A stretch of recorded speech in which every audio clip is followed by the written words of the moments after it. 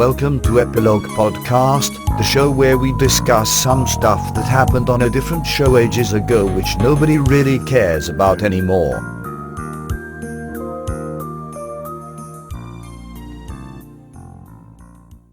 Hello, I'm Portponky. And I'm LeBloc. Today we're discussing Deep Space Nine, Season 3, Episode 21.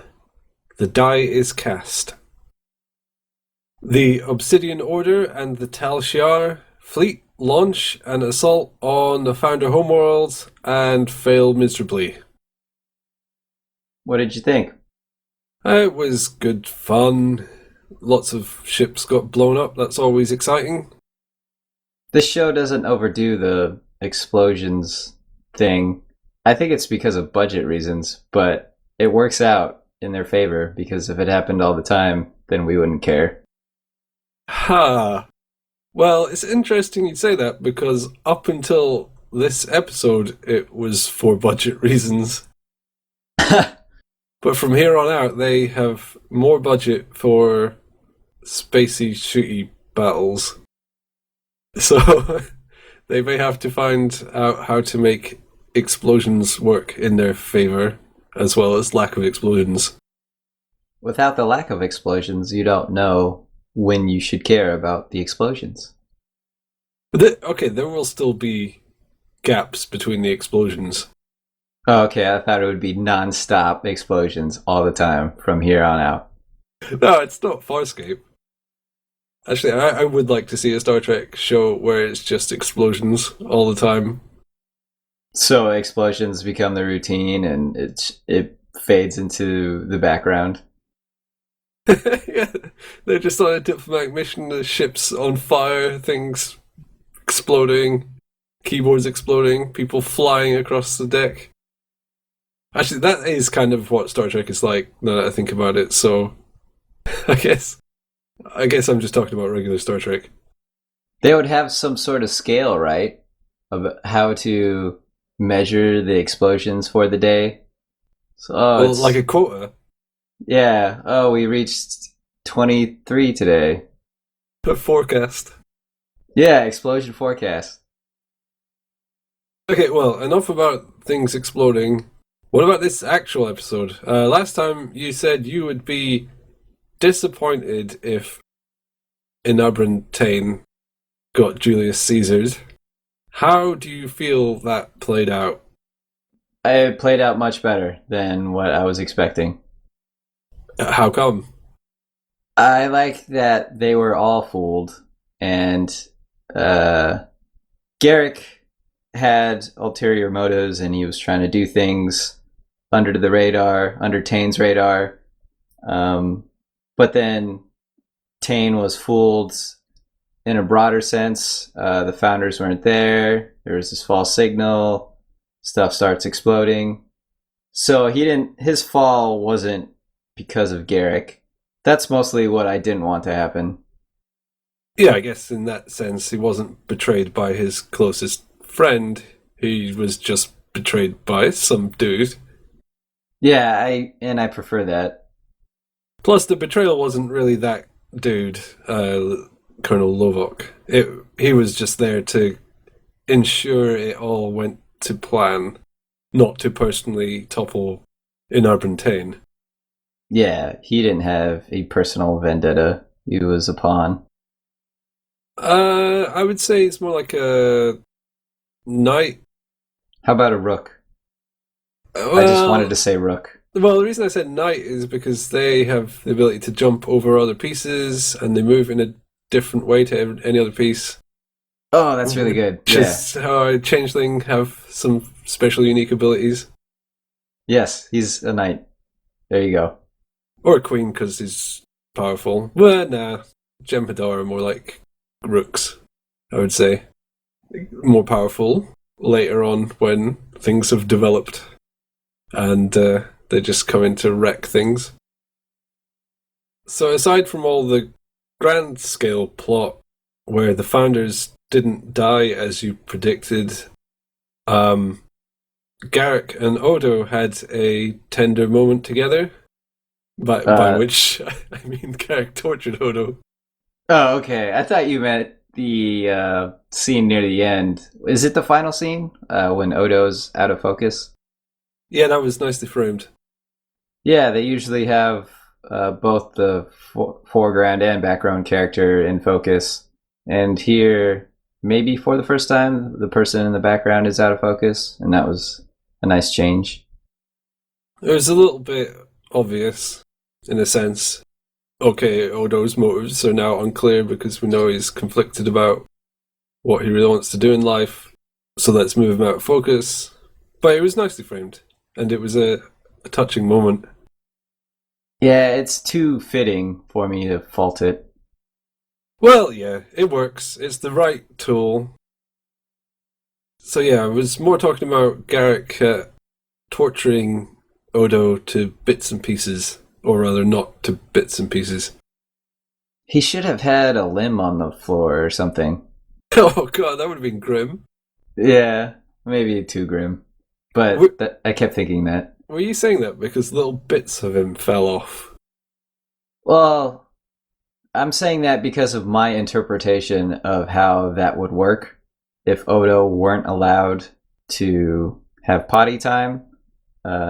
Obviously, his cells or whatever need to do that, and if you stop them, then they'll deteriorate and not keep the form that they have. It's all stuff I'm making up.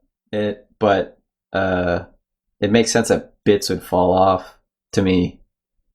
Well, there were a few little scraps and fragments that fell off, and I was wondering if you noticed that too. Yeah.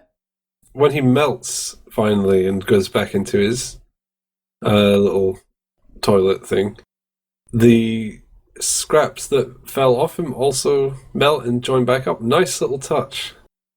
So using that logic, yeah, a leg could have come off and just sat there. It would have been so sad. That would be a bit grim. What if his head fell off? And Garrick has his head in his hands. Yeah, because the biggest lump seems to be the bit that keeps the sort of life to it. Or even if they're independent, he couldn't speak if his head was disconnected from his body. Presumably he has something like a lung or a cavity that he can use to funnel air through a larynx of some kind. He could fake that in his dome head thing. He doesn't have to adhere to human anatomy. That's very... I never thought of that. So his head could just be a cavity for storing air to blow through a voice box thing. With a little diaphragm to pull the air in and out. Meanwhile, the rest of his body is hollow so he could stash things. So many accessories. So many phasers. He's just lousy with phasers. Loaded up. Yeah, it'd be great on a camping trip. Oh, that'd be great if he stored something inside himself and then shapeshifted his torso into a door like Bender from Futurama to open just to get something out. That would be great. But to get back to that scene, I like that scene a whole lot. We see Garrick the torturer, but he's not enjoying it entirely.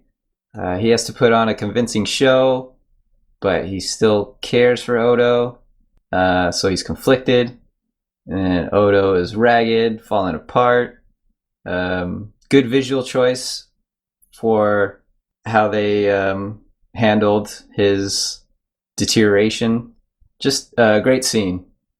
Yeah, the makeup was pretty grim. It really looked like he had been melted a bit in a fire. Yeah, or left in the oven too long. Someone didn't set a timer. Yeah, pretty messed up.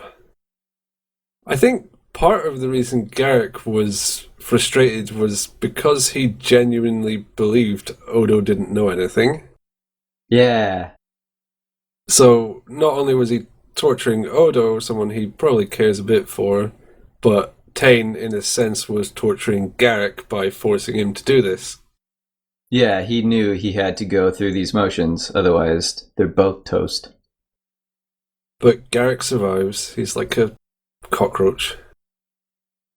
One thing I didn't like about that scene was when it's revealed to Odo he can't shapeshift, and then he awkwardly stretches his arms toward the camera, and it reminded me of early 3D movies when they didn't know how to use the gimmick well and they would just throw stuff at the screen. I got that sort of vibe. Yeah, in lieu of the actual special effects, the motions behind it are kind of goofy. So I don't know how do you act a man who can no longer change form because underneath all the makeup he's just a person that can't normally do that. Yeah. So I'm not saying it can't be acted, and I think he did a good job anyway. It's just kind of a scenario that's so abstracted from what is normal that it is very easy for it to break the suspension of disbelief. Yeah, comes off as a bit silly, but well, what do I know? I'm not a stretchy man. Maybe that's what I would do to test my powers. Well, it's weird because he doesn't normally fling himself to change form. Yeah, he doesn't exert himself at all. He instantly changes.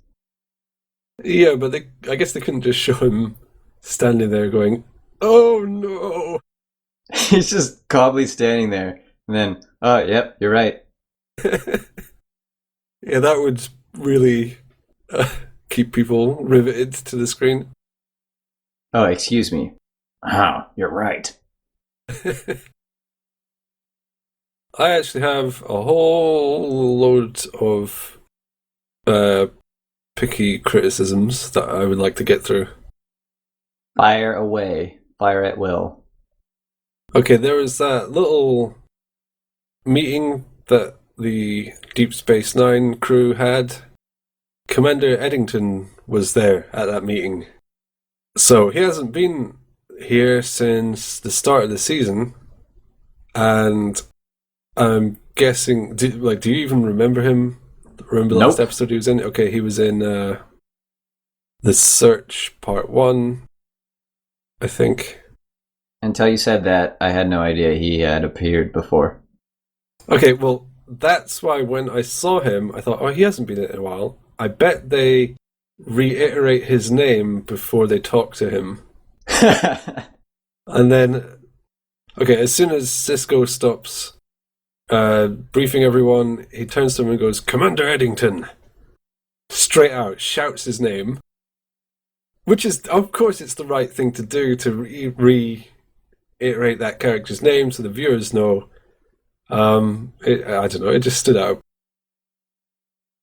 Okay, I'm going to rant here. Continuing with Eddington, before he had sabotaged the thing, well, after he had sabotaged it, but before it was revealed, they got on their classic Star Trek inability to do subtle stuff. You're talking about Yellow Shirt Guy's fierce case of guilty face? Yeah, skulking around in the foreground, looking really guilty. We've bagged on the show for doing this in the past, but they really struggle with the subtlety that these sort of things require to be effective. And this was a particularly good example of a bad thing. Yes. Or bad example of a good thing. Sure. Again, with Eddington, after he sabotages the thing, he basically says, "I promise to not be bad anymore." Cisco says, "Okay, that sounds good enough for me." I wouldn't take that logic from anyone other than Cisco. Cisco would say that. Well, he loves his crew more than anything. Including ethics and common sense. Yeah. I'm sorry I blew up our cloaking device and left us stranded in enemy territory. Oh, I'm so angry. Well, I won't do it again. Well, okay, as soon as you're my crew, I forgive you completely. Cisco loves when things go wrong, and then he could punch his way out of them. Not every situation can be punched through. He's testing that. One punch at a time. Okay, let's forget about Eddington because he didn't do anything else. No, let's talk about Cisco. And his suicide mission. Yeah, to save one member of his crew, he's willing to sacrifice the entire command crew. Sounds about right. Once again, even O'Brien turned up. He has a wife and child and will willingly go on what is outright described as probably a suicide mission. And it's weird. Oh, I guess he needed to go because Eddington was going to sabotage the thing. He has thrown himself into every single possibly fatal situation, so I don't see that changing. I think it's because things are so bad for him. He now knows that he can't just try and choose the easy way out. Like, to a normal person, if you get the option of going on a suicide mission, you'd say, probably, no thanks, that's really dangerous, I don't want to die. But O'Brien... Again. The logic is reversed. Oh, if I don't go on this, something terrible will probably happen. And if I do go on it, I at least know how terrible it's likely to be. Once you've seen yourself die a couple times, the threat of death doesn't seem so bad. Maybe he's using himself as a good luck token. Okay, so, alright. Bear with me. Bad things always happen to O'Brien. Yes. If he died, that would be the end of the bad things, so that's not as bad as him living. Wait, what? Say that again. Okay, so if he died, no more bad things would happen to him. But if he lives until an old age, then lots of bad things could happen to him. Oh, so he's minimizing or trying to minimize the bad things that can happen? Oh, no, I'm not saying he's suicidal. Oh, I thought you were saying he has a death wish. Well, no, that's When Cisco. will it finally end? Poor O'Brien. Oh, no, I'm saying he knows this. So he's not concerned that he will die. Oh, so he feels untouchable because he knows life has it out for him and he has to experience a whole glut of horrible things, and that can only happen if he survives into old age. Yeah, so if he sticks with other people because he has to survive, they will probably survive too. Okay. Because O'Brien was on the Defiant, he knew the ship itself would not be outright destroyed. So that's why he turned up. That makes perfect sense. It makes a bit too much sense. Okay, let's move on, because there's a really glaring problem with this episode. To do with Odo and the Jem'Hadar. Yeah? They would not shoot him to bits and pieces. Okay, so they didn't know he was there, but he never announced, hey, I'm a changeling. Even when they were about to die. I'm not grasping what you want me to. Okay, so Odo and Garrick escape from the Romulan warbird. Yes. The Jem'Hadar attack them and destroy their shields, and eventually they think, well, that's it, we're toast, because the Jem'Hadar are going to blow us up. Right. If Odo had hailed the Jem'Hadar and they'd, for some reason, listened to his hail, and he'd just need to say, hey, I'm a changeling, give me an escort back to the Alpha Quadrant, and they would do it. Even though he's ostracized? Yeah, remember the little Jimmy, the other Jem'Hadar that he raised? Yeah. They're fundamentally incapable of disobeying the changelings. Right. Like, Jimmy really struggled with it, but ultimately was as obedient as he could possibly be to Odo. Like, I'm sure they would have sent, like, one ship off to escort Odo back to the Alpha Quadrant or whatever. They definitely would not have blown up the runabout. That is for sure. Plus, I don't think he's ostracized.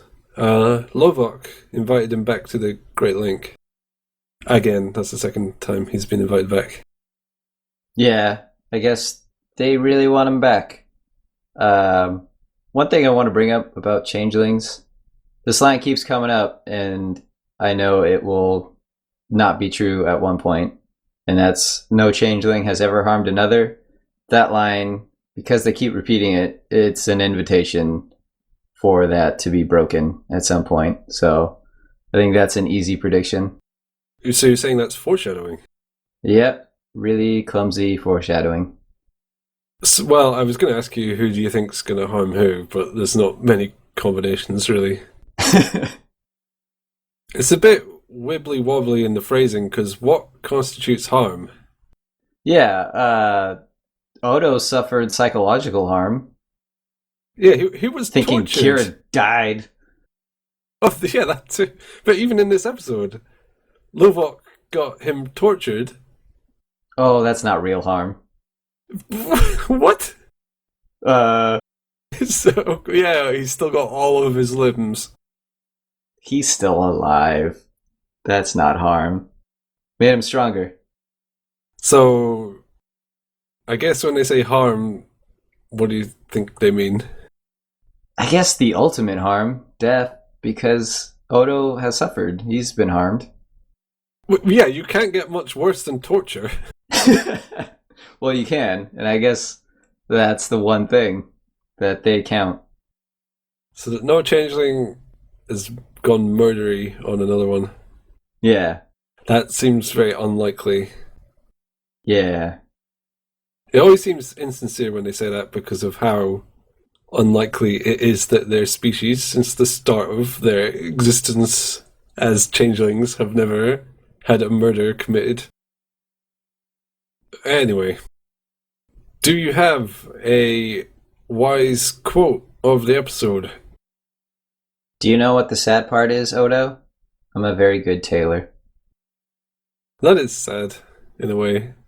It is. It's wasted potential.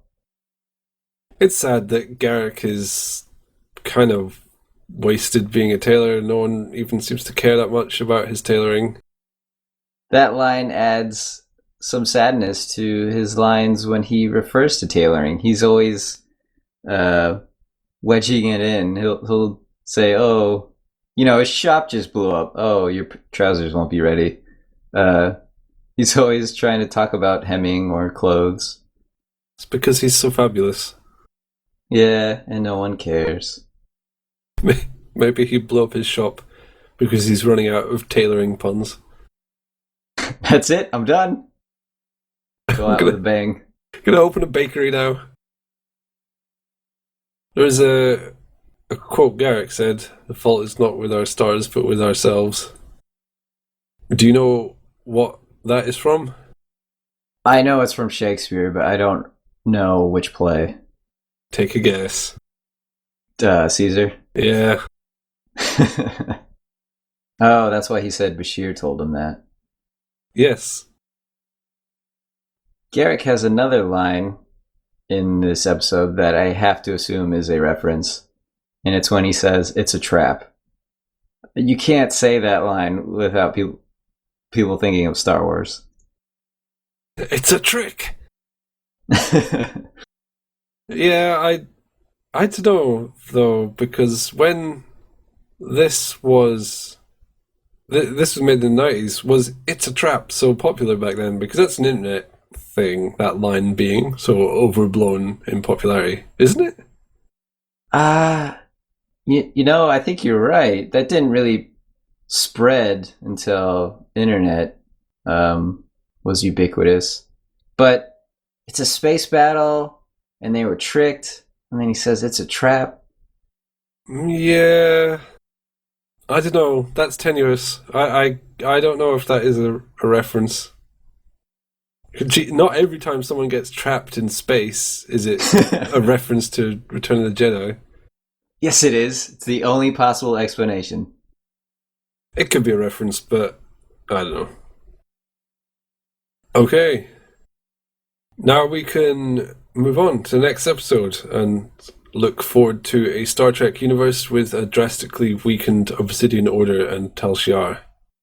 And explosions. Yes, there will be tons of explosions in the next episode. Everywhere. The screen will be crowded.